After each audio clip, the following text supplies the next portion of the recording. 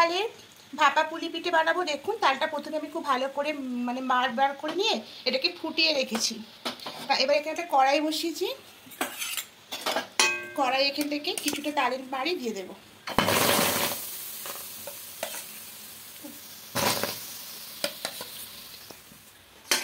কড়াইটা গরম ছিল, গরম কড়াইয়ের মধ্যে তালের মাড়িটা দিয়েছি। দেখুন এটা আগে থেকে ফুটেছেন, তার বেশি ফোটাবো না।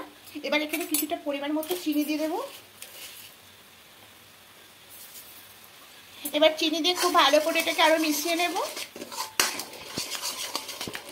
একটু তালের মাড়িটা পাতলা হয়ে যাবে, চিনিটা গলে গিয়ে ততক্ষণ একটু মিশিয়ে থাকবো। চিনিটা মেল হয়ে গিয়ে দেখুন একটু পাতলা হয়ে গেছে।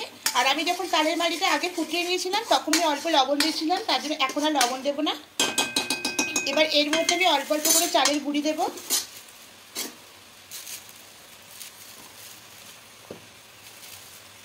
আমি 2 হাতা মতো দিলাম, দিয়ে একটু ভালো করে মিশিয়ে নেব। দেখুন মিক্স করা হয়ে গেছে। এবারে গ্যাসটা অফ করে দেব। অফ করে এটা নামিয়ে অন্য একটা পাত্রের মধ্যে ঢেলে হালকা একটু ঠান্ডা করব, তারপরে এটাকে মাখতে শুরু করব। দেখুন ডোটা পুরো একদম করে নিয়েছি। এবার এর মধ্যে একটা গরম জলে ভিজিয়ে একটা কাপড় ছেঁড়া দিয়ে ভালো করে এটাকে ঢেকে রেখে দেবো। এদিকে কড়াই বসিয়ে দেখুন এই নারকেলটা দিয়ে নারকেলের পুরটা বানিয়ে নেব। এখানে নারকেলটা দিয়ে দেব।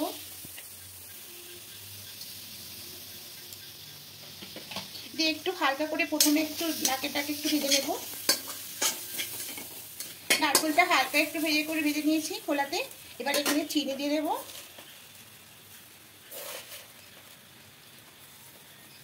এবার চিনি দিয়ে আর একটু মিশিয়ে নেব। চিনির সঙ্গে ভালো করে মিশিয়ে নিয়েছি। এবার এখানে 2 চামচ মতো তালের মাড় দেব।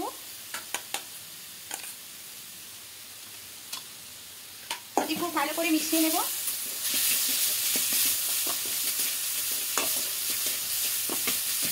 এবার এখানে দেবো একটু 2 চামচ পাউডার দুধ।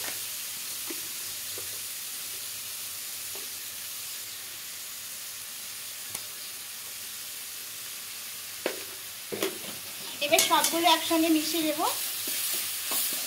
দুধটা একদম রেডি হয়ে গেছে। এবার এটাকে নামিয়ে নেব।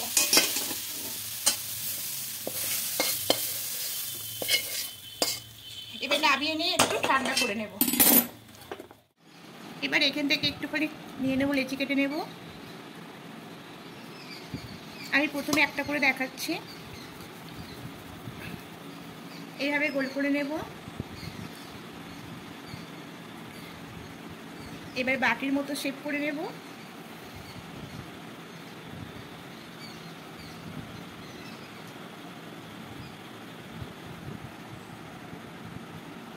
এবার এখান থেকে 1 চামচ পুর নেব।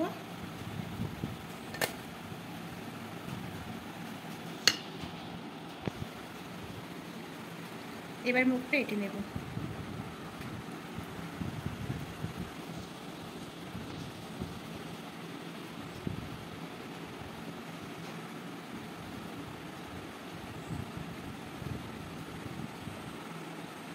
এইভাবে প্রত্যেকটা করে নেব।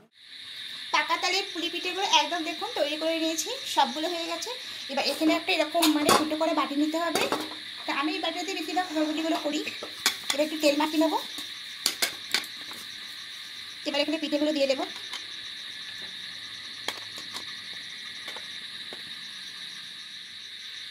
হাঁড়িতে আগে থেকে জল গরম করতে দিয়েছিলাম, দেখুন জলটা একদম গরম হয়ে গেছে।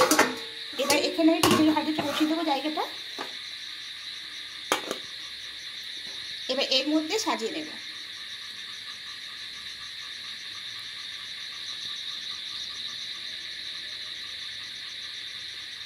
একবারে করবো না, আমি দুবারে করবো।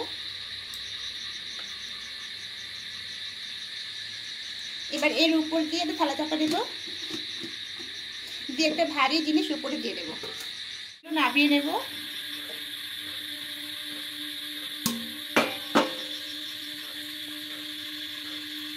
হ্যাঁ হয়ে গেছে একটা।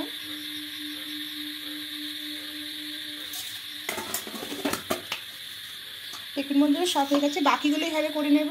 তাহলে এই ভাপা পুলি পিঠেগুলো একদম রেডি হয়ে ফুটটা কতটা নরম।